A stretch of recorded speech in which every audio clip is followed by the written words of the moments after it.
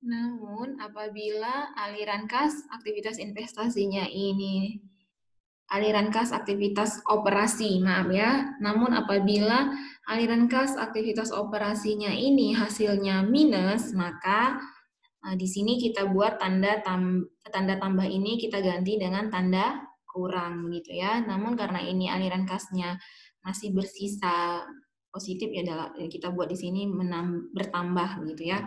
Kemudian kita masuk ke aktivitas investasi. Nah, aktivitas investasi kita lihat dulu. Aktiva tetapnya bertambah sebesar 30.000. Kita lihat. Ya, betul ya. Kita lihat aktiva tetap yang awalnya 70.000 menjadi 100.000 sehingga dia bertambah 30.000. Oke. Di sini kita buat dia mengurangi. Dia mengurangi. Tapi apabila aktiva tetapnya ini berkurang atau menurun, maka dia kita buat tambah ya adik-adik, bukan menggunakan dalam kurung. Nah, Ibu ingatkan kembali, ini karena aktiva tetapnya meningkat ataupun bertambah, sehingga dia kita buat di dalam kurung. Tapi apabila aktiva tetapnya itu menurun atau berkurang, maka kita buat dia itu ditambah, kembalikannya ya. Nah, kemudian untuk investasi jangka panjang. Nah, karena investasi jangka panjangnya ini bertambah 20.000, kita lihat. Investasi jangka panjangnya yang awalnya 50 menjadi 70.000, bertambah 20.000. Nah, investasi jangka panjangnya ini juga meningkat sehingga dia mengurangi juga. Tapi apabila investasi jangka panjangnya ini menurun, dia akan menambah. Kita buat dia di dalam tambah, bukan di dalam kurung. Gitu ya, kebalikannya. Nah, ini kita lihat ya, aktivitas investasi ini kan dia meningkat. Dua-dua meningkat, ada aktiva tetap dan investasi jangka panjang, sehingga ya di dalam kurung kita buat. Tapi kalau dia menurun, dia tidak di dalam kurung. Jadi harus tahu ya, dalam kurung itu dalam akuntansi artinya mengurangi, tetapi kalau tidak di dalam kurung artinya menambah. Oke, kita jumlahkan hasilnya 50.000. Nah, ini karena aliran kas aktivitas investasinya minus, sehingga dia di dalam kurung 50.000 dan di sini di dalam kurung yang ini juga dibuat minus, berkurang gitu ya. Kemudian kita masuk ke aktivitas pendanaan. Nah, kita lihat aktivitas pendanaannya, hutang obligasi. Nah, untuk hutang obligasi, kita lihat hutang obligasinya itu bertambah atau berkurang. Kita lihat ya, hutang obligasinya bertambah atau berkurang. Ya, ternyata hutang obligasinya berkurang dari 90.000 menjadi 70.000. Nah, karena hutang obligasinya berkurang, maka ia mengurangi aktivitas pendanaan sehingga dia di dalam kurung. Kemudian kita lihat modal sahamnya. Ya, modal sahamnya itu meningkat ya, dari 120.000 menjadi 180.000, dia meningkat 60.000 sehingga dia itu menambah aktivitas pendanaan. Nah, karena dia menambah aktivitas pendanaan, dia tidak di dalam kurung. Kemudian kita lihat dividen dibayar. Tadi ada di sini diketahui bahwa dividen dibayar itu sebesar 15.000. Nah, dividen dibayar ini dia mengurangi aktivitas pendanaan sehingga kita jumlahkan semua. Nah, aliran kas aktivitas pendanaannya itu bertambah sebesar 25.000.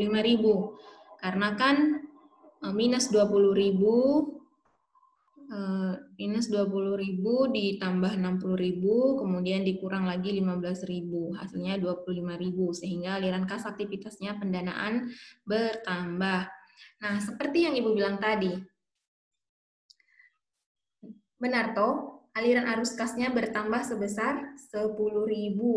Dari mana datangnya 10.000 ini? Nah, kita jumlahkan yang 35.000 dikurang 50.000, itu hasilnya minus 15.000. Nah, minus 15.000 kita tambahkan 25.000. Hasilnya 10.000 sehingga aliran arus kas bertambah sebesar 10.000. Kemudian kita lihat saldo kas awalnya. Saldo kas awalnya itu 40.000. Sehingga Yang aliran arus kas bertambah sebesar 10.000 ini kita tambahkan dengan saldo kas awal, hasilnya saldo kas akhir 50.000 sehingga terpenuhi ya apa yang ada di neraca. Nah, bahwa memang ada peningkatan aliran arus kas yang bertambah sebesar 10.000. Nah, seperti yang Ibu bilang tadi. Oke, itu untuk metode langsung. Kemudian untuk metode tidak langsung, nah untuk metode tidak langsung ini kita lihat, nah kalau di dalam metode langsung dia itu aktivitas operasinya ada penjualan, tapi pada metode tidak langsung dia itu laba bersih. Kita lihat laba bersih itu kita lihat di sini dikasih tahu. Nah laba bersih sebelum pajak sebesar 20.000, sehingga di sini laba bersihnya itu 20.000. Kemudian adik-adik, ada yang mau Ibu kasih tahu. Ini uniknya ya. Untuk aktivitas operasi ini, dia semuanya nanti pengaruhnya merupakan kebalikan dari aktivitas operasi yang ada pada metode langsung. Kita lihat ya. Nah, dia itu kebalikannya. Nah, kita lihat. Kalau pada metode tidak langsung, ketika piutang itu bertambah, dia mengurangi atau jadi minus 10.000, kita lihat. Kalau pada metode langsung, yang 10.000 itu, nah kita lihat tidak minus ya, dia tidak di dalam kurung. Nah kebalikannya ya. Nah kemudian untuk persediaannya itu menurun, tapi di sini dia tidak di dalam kurung. Itu untuk metode tidak langsung. Tapi kita lihat di metode langsung, dia pasti di dalam kurung, yang 20.000 ya kan? Nah, akun-akun itu hanya berbeda di aktivitas operasi ya, hanya di aktivitas operasi ini. Jadi, kalau di aktivitas operasi metode langsung dia minus, maka di metode tidak langsung dia tidak minus atau tidak di dalam kurung.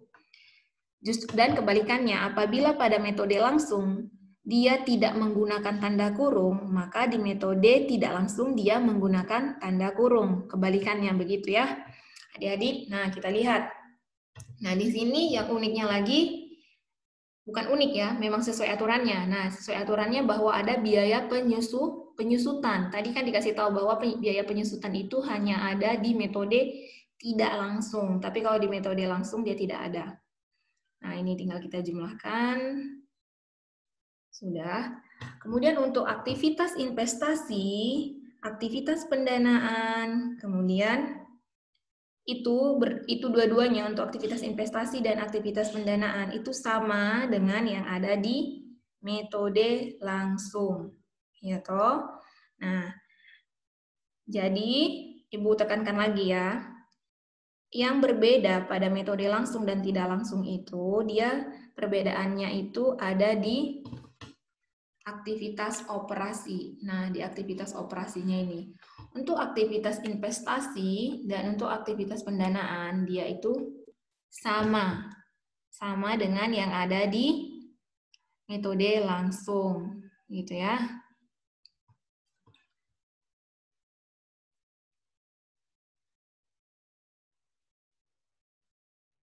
Nah, jadi Ibu tekankan kembali yang berbeda itu adalah di aktivitas operasinya. Kemudian untuk akun-akun yang ada di aktivitas operasi ini, kalau tadi dia metode langsung, dia itu penjualan dengan piutang, begitu toh. Nah, tapi kalau untuk aktivitas operasi ini, dia ada laba bersih sebelum pajak. Nah, kemudian yang harus kalian ingat juga, kalau misalkan dia di metode langsung, dia di dalam kurung, maka pada metode tidak langsung, akun tersebut tidak di dalam kurung. Tapi kalau pada metode langsung, akun tersebut tidak dalam kurung, maka pada metode tidak langsung, dia di dalam kurung. Jadi dia kebalikannya ya. Untuk aktivitas operasi ini, dia kebalikan dari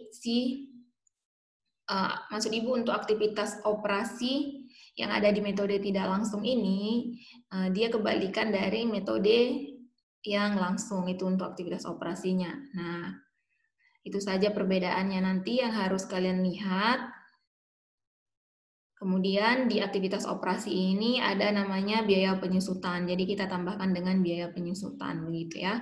Sisanya untuk aktivitas investasi, untuk aktivitas pendanaan itu sama. Oke, menurut Ibu nanti bisa kalian baca lagi, kalian dengarkan lagi penjelasan Ibu.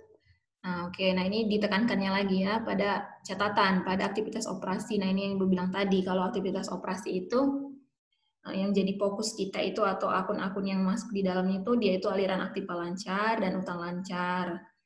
Kemudian kalau aktivitas investasi, dia aktiva tetap sama investasi jangka panjang. Kemudian untuk aktivitas pendanaan, dia itu pendanaan yang diperhitungkannya itu adalah penerimaan penerbitan saham dan utang jangka panjang dalam neraca, begitu ya adik-adik.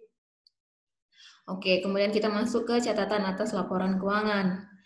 Nah, kalau catatan atas laporan keuangan ini, dia itu menyajikan komponen laporan yang tidak disajikan dalam laporan keuangan. Nah, dengan kata lain, setiap informasi yang dibutuhkan dalam mendukung laporan keuangan yang tidak disajikan pada laporan keuangan, maka dimuat di catatan atas laporan keuangan. Jadi begini, apa yang tidak dijelaskan atau diinformasikan di laporan keuangan yang ada pada laba rugi, kemudian pada neraca, perubahan modal dengan arus kas, informasi apa yang tidak ada di keempatnya itu, maka akan disajikan di catatan atas laporan keuangan. Nah, informasi yang tidak diinformasikan itu tadi akan diinformasikan di catatan atas laporan keuangan. Nah, apa-apa saja yang dimuat pada catatan atas laporan keuangan itu, yaitu jatuh tempo bunga, kemudian besarnya bunga per tahun, kemudian metode penyusutan yang digunakan perusahaan, kemudian umur ekonomis, dan kebijakan akuntansi lainnya yang digunakan. Oke, baik adik-adik. Nah, untuk tugas kalian kerjakan, jangan bosan ya adik-adik ya. Memang kalau akuntansi ini kita harus banyak harus banyak memang latihan begitu. Karena kalau hanya konsep, misalkan Ibu hanya jelaskan, tapi Ibu tidak suruh kalian mengerjakan. Ibu yakin ini akan seperti angin lalu, dia masuk kuping kiri, lewat kuping kanan, keluar semua, tidak ada yang lengket di dalam otak Anda begitu. Jadi Ibu buat latihan seperti ini sehingga setidaknya kalian itu tahu mengerjakannya begitu ya. Ibu juga minta maaf kalau misalkan setiap minggunya Ibu kasih kalian tugas. Nah, Ibu kasih kalian tugas ini supaya melatih kalian, begitu ya. Baik, ini tugasnya itu yang kalian kerjakan adalah latihan 2. Latihan 2 ya. Ini, yang latihan kedua.